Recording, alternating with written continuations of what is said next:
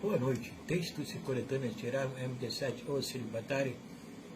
Hoje estarei a discorrer sobre o tema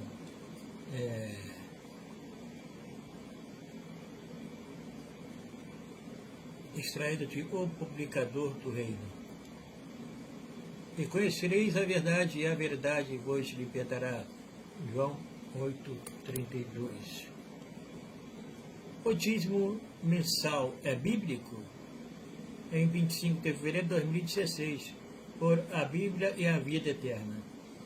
O que mais se vê em praticamente todas as religiões do mundo hoje é a cobrança do dízimo, ou a 10ª parte do seu salário.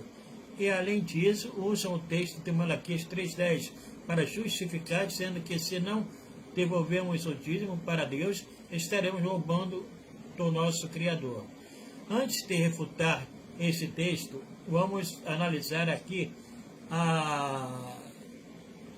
nesse artigo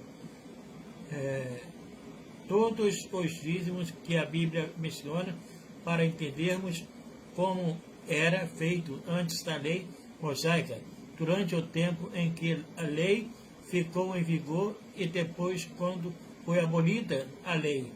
Como os cristãos do primeiro século, depois de 33 EC, faziam suas contribuições debaixo agora da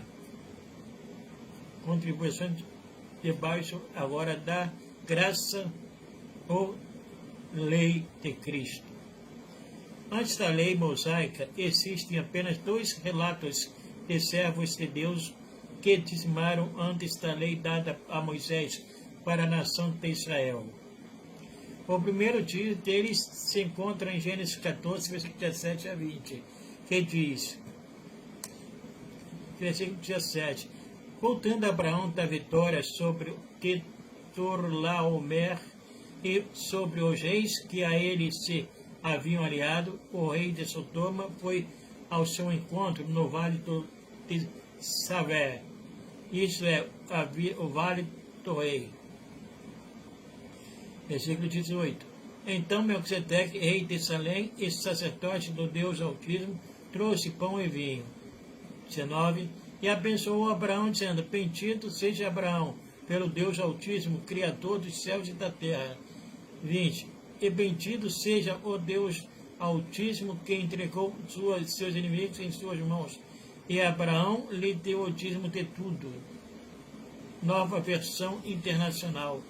O que aprendemos desse relato?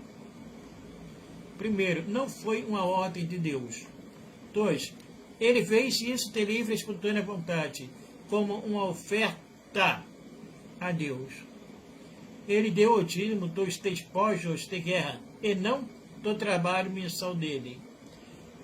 É digno de nota que as Escrituras só mencionam uma vez isso, mostrando que Abraão fez isso uma única vez.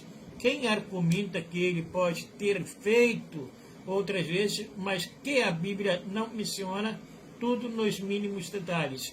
Deixa o texto de 1 de Coríntios 4, versículo 6. Para que nós aprendais a não ir além do que está escrito. O segundo relato de dízimo na Bíblia se encontra no livro de Gênesis 28, versículo 20 a 22. Ali Jacó fez a Deus a seguinte promessa: se tu fores comigo e me guardares nesta viagem que estou fazendo, e me deres roupa e comida, 21, e se eu voltar são e salvo para a casa de meu pai, então tu, ó Senhor, serás o meu Deus. No versículo 22, esta pedra que pus como pilar será a tua casa, ó Deus, e eu te entregarei a 10ª parte de tudo quanto me deres. Bíblia na linguagem de hoje. O que aprendemos desse relato?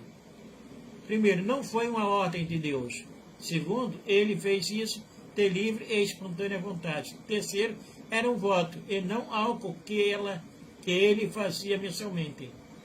Fica assim provado que antes de existir a lei mosaica dada aos israelitas, não se cobrava o dízimo mensal de 10%, e muito menos era feito mensalmente tal dízimo, mas que de ser da lei.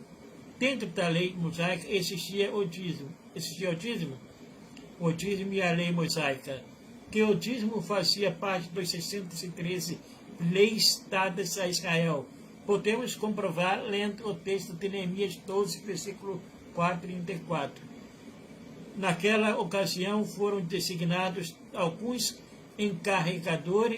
encarregados dos depósitos onde se recebiam as contribuições gerais, os primeiros frutos e os dízimos das lavouras que havia em torno das cidades.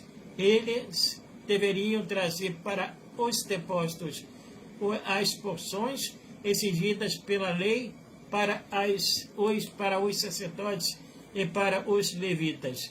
E, de fato, o povo de Judá estava satisfeito com os sacerdotes e os levitas que ministravam no templo. Dentro da lei existiam 3 tipos de dízimos. O anual, dado aos levitas e sacerdotes, em número 18, versículo 21 a 24. 2. O anual para as festividades, Deuteronômio 14, versículo 22 a 27.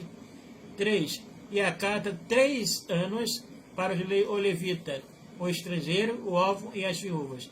Deuteronômio 14, versículo 28 e 29. Nenhum desses dízimos era mensal. Mas que dizer de Malaquias 3,10? Visto que nos dias do profeta Malaquias ainda vigorava a lei mosaica.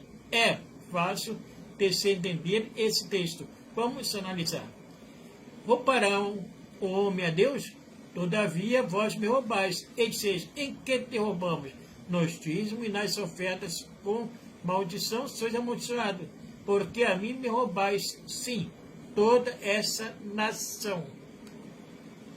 Tracei todo o dízimo à casa do tesouro, para que haja mantimento na minha casa. E depois vai ser prova de mim. Nisto, diz o Senhor dos Exércitos, se eu não vos abrir as janelas do céu, e não derramar sobre vós uma bênção, tal até que não haja lugar suficiente para a recolher peixe.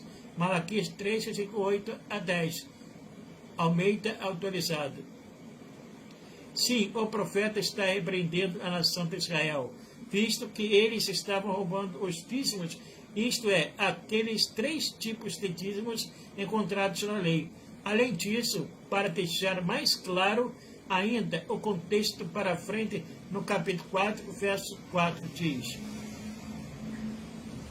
Lembrai-vos da lei de Moisés, meu servo, que lhes mandei em Horebe, para todo o Israel, a saber, estatutos e juízos.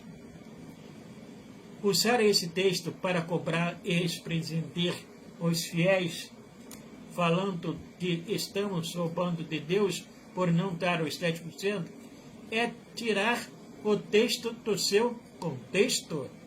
É totalmente antibíblico fazer isso. Mas que dizer depois que a lei mosaica foi abolida?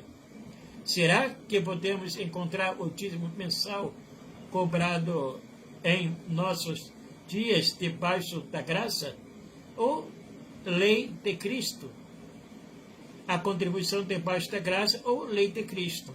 Sabemos que a lei mosaica, juntamente com as profecias, tinha como objetivo identificar o Messias, que era Jesus Cristo. Lemos isso em Gálatas 3, 24. Assim, a lei foi no nosso tutor até Cristo, para que fôssemos justificados pela fé. E que ela foi abolida, conforme fala em Efésios 2, versículo 15, que diz: na sua carne desfez a inimizade, isto é, a lei dos mandamentos, que consistia em ordenanças, para criar em si mesmo um novo